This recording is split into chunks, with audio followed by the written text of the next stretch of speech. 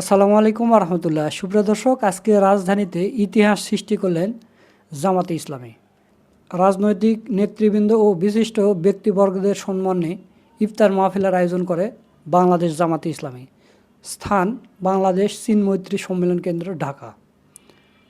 আপনারা ইতিমধ্যে দেখেছেন যে আজকে জামাতে ইসলামের এই ইফতার মাহফিলে বাংলাদেশের বর্তমান প্রধানমন্ত্রী তারেক রহমান তিনি এসেছেন এবং সরকার দলীয় এমপি, মন্ত্রী এবং নেতৃবৃন্দ সবাই কিন্তু জামাতে ইসলামের এই ইফতার মাহফিলে উপস্থিত ছিলেন। আমরা একদিন আগে দেখলাম যে তারেক রহমানকে একটা সালাম দেওয়ার জন্য রাকিব চাচা মাইক্রোর সামনেতে দৌড়াচ্ছে, অথচ দেখেন জামাতের নেতৃবৃন্দদের সাথেই তারেক রহমান বসে আছে। তো তারেক রহমান সেখানে বক্তব্য দিয়েছে জামাতে ইসলামের এই ইফতার মাহফিলে এসে। সেই বক্তব্যের ভিডিও আপনাদের পরবর্তীতে দেখানোর চেষ্টা করব।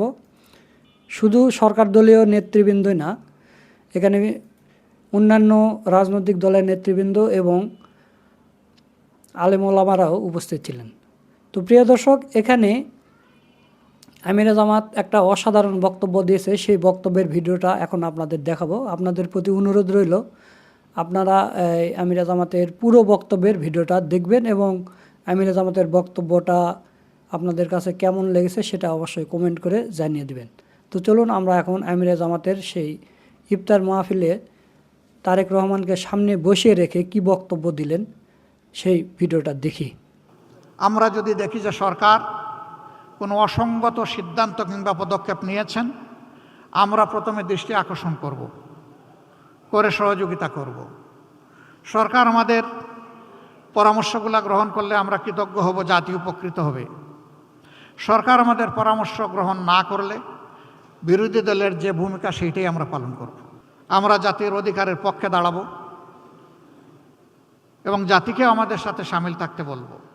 পবিত্র রমাদান আল কারিমে আয়োজিত আজকের ইফতার মাহফিলে উপস্থিত বাংলাদেশ সরকারের সম্মানিত প্রধানমন্ত্রী, বাংলাদেশ জাতীয়তাবাদী দলের সম্মানিত চেয়ারম্যান জনাব তারেক রহমান, উপস্থিত বাংলাদেশ জামাতে ইসলামী, বিএনপি, অন্যান্য সংগঠনসমূহের সম্মানিত শীর্ষ নেতৃবৃন্দ, আজকের এই আয়োজনে আমাদের সাথে সামিল হয়েছেন সমাজের বিভিন্ন শ্রেণী পেশার শীর্ষস্থানীয় সম্মানিত নেতৃবৃন্দ এবং ব্যক্তিবর্গ, সাংবাদিক বন্ধুগণ, সুধীমণ্ডলী। আমি প্রথমেই আমার পক্ষ থেকে আপনাদের প্রতি গভীর কৃতজ্ঞতা জ্ঞাপন করছি যে আপনারা আমাদের দাওয়াত কবুল করে কষ্ট করে আজকে এখানে হাজির হয়েছেন। আল্লাহ তাআলা আপনাদের এই কষ্টের উত্তম জাযা আপনাদের সকলকে দান করুন। আজকের এই দিনটা আমাদের কাছে দুইটি দিক থেকে অত্যন্ত তাৎপর্যপূর্ণ। দীর্ঘ ফ্যাসিবাদী শাসনের পর 36 জুলাই যে গণবিপ্লব বাংলাদেশে সংগঠিত হয়েছিল আমাদের তরুণ যুব সমাজের নেতৃত্বে, যাতে আমরা সকলেই দলমত নির্বিশেষে সামিল হয়েছিলাম, সেই দীর্ঘ প্রতীক্ষার পর এ মাসের 12 তারিখ নির্বাচন অনুষ্ঠিত হয়েছে। এ নির্বাচনের হাত ধরে ইতিমধ্যেই সংসদ গঠিত হয়েছে, সরকার গঠিত হয়েছে। এই সরকার এবং সংসদের কাছে জনগণের বিপুল প্রত্যাশা। আমার মনে হচ্ছে যে গত 18-19 বছর এমন একটি দিনের অপেক্ষায় সকলে ছিলেন। এরই প্রেক্ষাপটে আজকের ইফতার মাহফিল আমাদের কাছে ভিন্ন বার্তা এবং আবেদন নিয়ে হাজির হয়েছে। দ্বিতীয় আরেকটি কারণে এই দিনটি আমাদের কাছে অত্যন্ত গুরুত্বপূর্ণ। শুধু এদেশের মানুষ নয়, বিশ্বের কোটি কোটি মানুষের একজন নন্দিত ভালোবাসার মানুষ ছিলেন, কোরআনের ভাষ্যকার ছিলেন, বিশ্বনন্দিত মুফাসসিরে কোরআন ছিলেন আল্লামা দিলাওয়ার হোসেন সাঈদী। 2013 সালের এই দিনটি এই জাতির জন্য আমি মনে করি একটি কালো দিন ছিল। এই ধরনের কোরআনের একজন সেবককে, ভাষ্যকারকে সেদিন একটি পারভার্টেড কোর্ট তাকে মৃত্যুদণ্ডে দণ্ডিত করেছিল। তার প্রতিবাদে শুধু আমাদের দলীয় কর্মীরা নয়, সারা দেশের মানুষ বিক্ষোভে ফেটে পড়েছিল। মানুষের এই স্বতঃস্ফূর্ত প্রতিবাদকে দমন করার জন্য সরকার অস্ত্রের ভাষা খুঁজে নিয়েছিল এবং একদিনেই 70 জন মানুষকে খুন করেছিল। এরপরে এক সপ্তাহের ভিতরে সর্বমোট 164 জনকে খুন করা হয়েছিল। আমি জানি না বিশ্বের ইতিহাসে দ্বিতীয় এমন কোনো নজির আছে কিনা। আজকের এই দিনে আমি গভীর শ্রদ্ধার সাথে সেই মহান ব্যক্তিত্বকে স্মরণ করছি। মহান মৌলায় আজিমের দরবারে দোয়া করছি, আল্লাহ যেন তার এই গুলামকে মর্যাদাবান শহীদের কাতারে সামিল করে নেন। আমাদের দুঃখ এখানে থেমে যায়নি। এ মানুষগুলোকে খুন করা হলো, তারপরে তাদের আপনজনের বিরুদ্ধেই আবার হত্যা মামলা টুকে দেওয়া হলো। সেই মামলায় অভিযুক্ত লোকেরা বিভিন্নভাবে নাজেহাল হয়েছেন, আবার অনেকের জীবন আদালতের আঙ্গিনা দেখার আগেই শেষ হয়ে গেছে, তাদের জীবন প্রদীপ নিভে গেছে। হাজার হাজার মানুষকে সেদিন গুলি করে আহত এবং পঙ্গু করা হয়েছে। সেই ক্ষত আমাদের মন থেকে খুব সহজে মুছে যাবার নয়। আল্লামা দিলওয়ার হোসেন সাঈদীর মতো করেই আরও বাকি সকলকেই দুইজন সাবেক আমির জনাব অধ্যাপক গোলাম আজম, হজরত মৌলানা মতিউর রহমান নিজামী, আমাদের সাবেক সেক্রেটারি জেনারেল আলী আহসান মোহাম্মদ মুজাহিদ, নির্বাহী পরিষদের সদস্য এবং অ্যাসিস্ট্যান্ট সেক্রেটারি জেনারেল জনাব কামারুজ্জামান, আব্দুল কাদের মোল্লা, মীর কাশেম আলী, একে একে তাদেরকে দুনিয়া থেকে বিদায় করা হয়েছে। আপনারা জানেন তার সংখ্যা 11। আমরা মহান রবের দরবারে দোয়া করি, আল্লাহ তাআলা তাদের সকলকে মর্যাদাবান শহীদ হিসাবে কবুল করুন।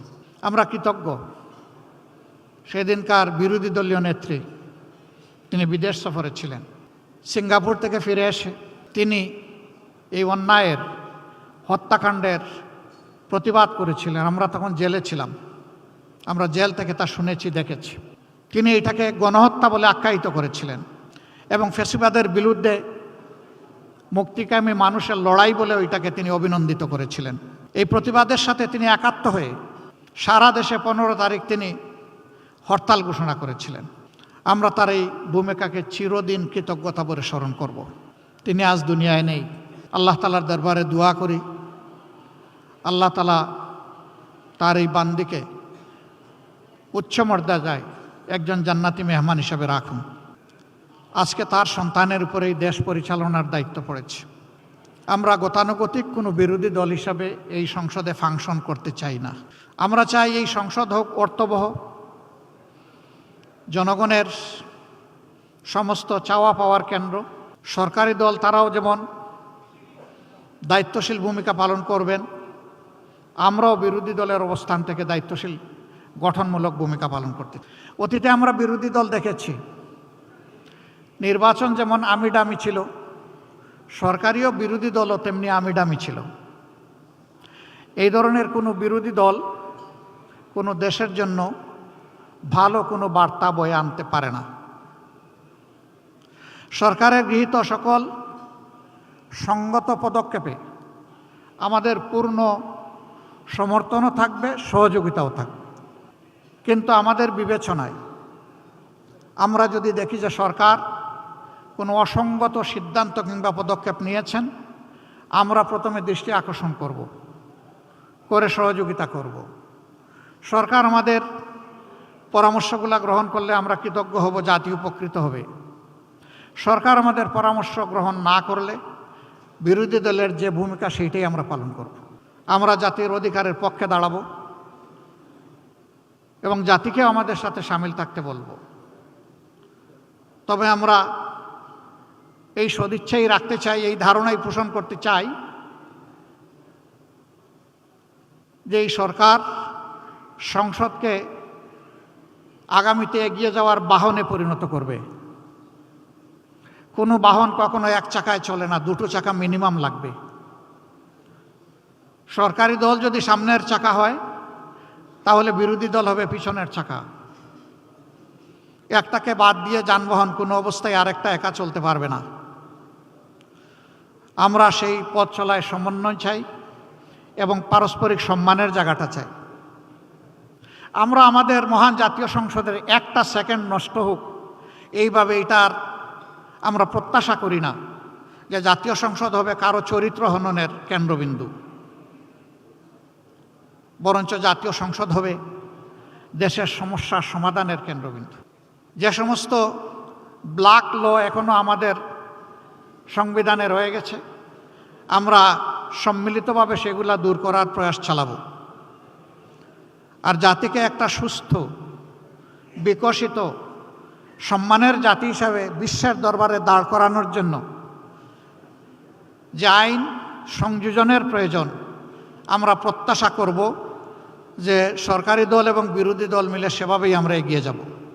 যদি এই রাজনীতিটা আমরা করতে পারি, তাহলে অতীতের রাজনীতির যে হতাশাজনক ধারা এখন পর্যন্ত জাতিকে গ্রাস করে আছে, তার করাল গ্রাস থেকে আশা করি এই জাতি মুক্তি পাবে ইনশাআল্লাহ।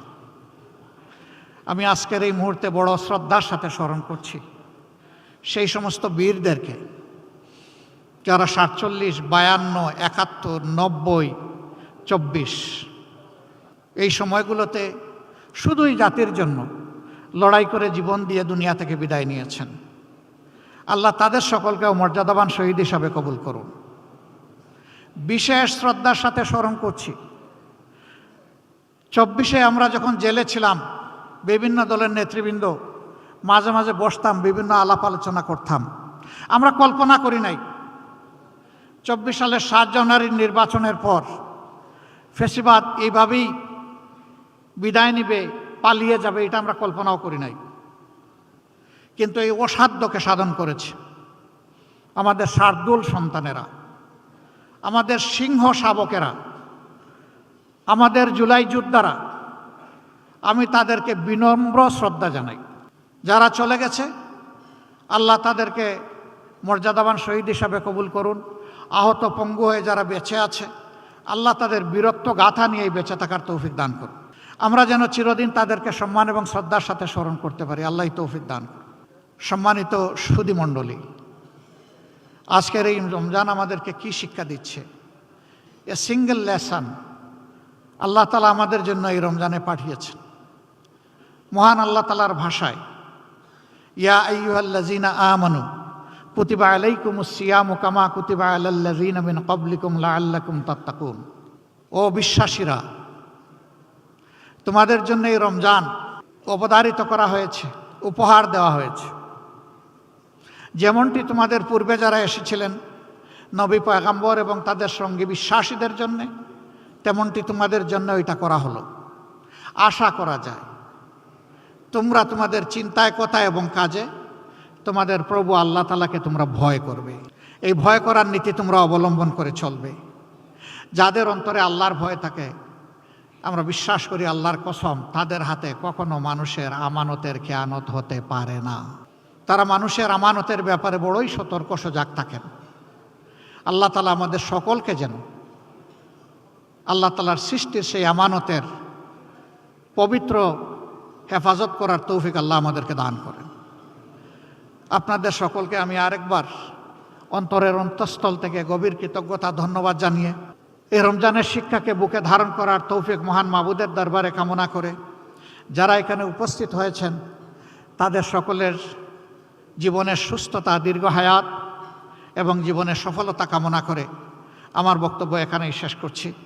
এবার আমি বিনয়ের সাথে অনুরোধ করব, আরেক মজলুম একই সাথে জেলে গেছেন, বারবার জেল জরিমানার মুখোমুখি হয়েছেন, বিশিষ্ট আলেমে দ্বীন, বাংলাদেশ খেলাফত মজলিসের সম্মানিত আমির আল্লামা মামুনুল হক, তিনি এখানে এসে আমাদের সকলকে সাথে নিয়ে আল্লাহর দরবারে হাত তুলবেন, মোনাজাত করবেন। সবাইকে ধন্যবাদ।